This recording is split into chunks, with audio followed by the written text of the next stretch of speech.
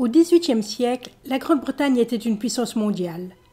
Après les luttes du XVIIe contre l'absolutisme, le Parlement anglais avait obtenu un droit de regard sur les dépenses de l'État. Chaque fois que le souverain voulait lever de nouveaux impôts ou des troupes, il devait obtenir le consentement du Parlement anglais, ce qui limitait considérablement le pouvoir royal. Hors de la métropole, la Grande-Bretagne possédait sur tous les continents de vastes territoires, notamment en Amérique du Nord. Elle comptait parmi ses possessions les 13 colonies situées sur la côte est au bord de l'océan Atlantique.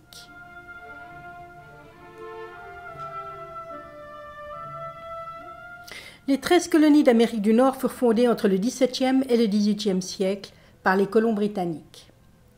Elles constituaient une vaste possession britannique sur le continent. Les colonies étaient situées sur la côte est américaine, entre l'océan Atlantique et les montagnes Appalaches.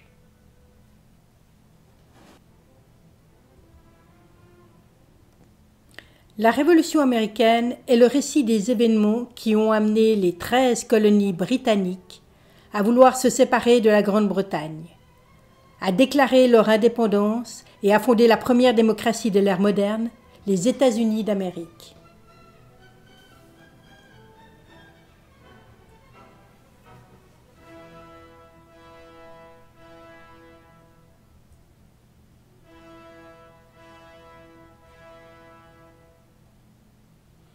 La majorité des habitants des colonies étaient d'origine anglaise et de religion protestante. Au cours du XVIIIe siècle, de nouveaux migrants venus de Suisse, d'Allemagne, d'Irlande ou de France ont formé des minorités au sein de la population anglophone. Les 13 colonies d'Amérique du Nord étaient parmi les territoires britanniques les plus prospères.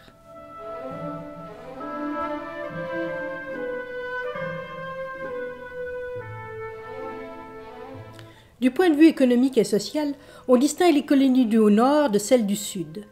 En l'absence de terres fertiles pour l'agriculture, les colonies du Nord étaient tournées vers l'artisanat, le commerce maritime et la pêche. La population était essentiellement regroupée dans des villes côtières, comme New York ou Boston. La ville la plus importante était Philadelphie, avec près de 40 000 habitants. Marquées par un climat subtropical, les colonies du Sud avaient une économie tournée vers l'agriculture, destinée surtout à l'exportation, le tabac, l'indigo, les céréales. La main-d'œuvre qui travaillait dans de grands domaines était constituée essentiellement d'esclaves d'origine africaine.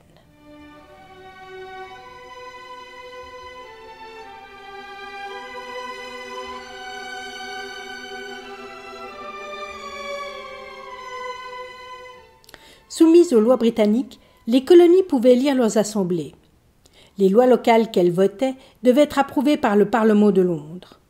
Le Parlement de Londres, quant à lui, se percevait comme le représentant de tous les sujets de Sa Majesté. Et bien qu'aucune colonie ne s'y trouvait représentée, il votait des taxes et des lois coloniales. Bien que prospère, le développement économique des colonies était fortement entravé par les règles directement imposées par la métropole. Par exemple, les colonies ne pouvaient commercer qu'avec la Grande-Bretagne.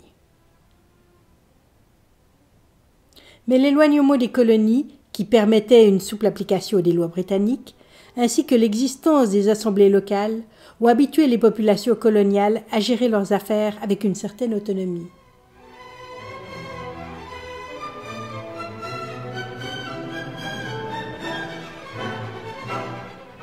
Au début du XVIIIe siècle, les colonies organisaient elles-mêmes leur communauté à travers les assemblées locales. Leur liberté était relativement large. Malgré leur autonomie et l'éloignement de la métropole, la plupart des colons se sentaient pleinement des sujets britanniques. La non-représentation des colonies au Parlement de Londres était compensée par le peu d'intervention de la métropole dans les affaires coloniales.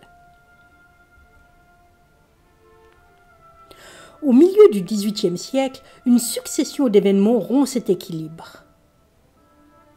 Dans la deuxième partie, nous verrons comment la Grande-Bretagne victorieuse, mais financièrement épuisée par la guerre de 7 ans, impose aux colonies d'Amérique du Nord diverses taxes, règlements et limitations qui les mécontentent fortement.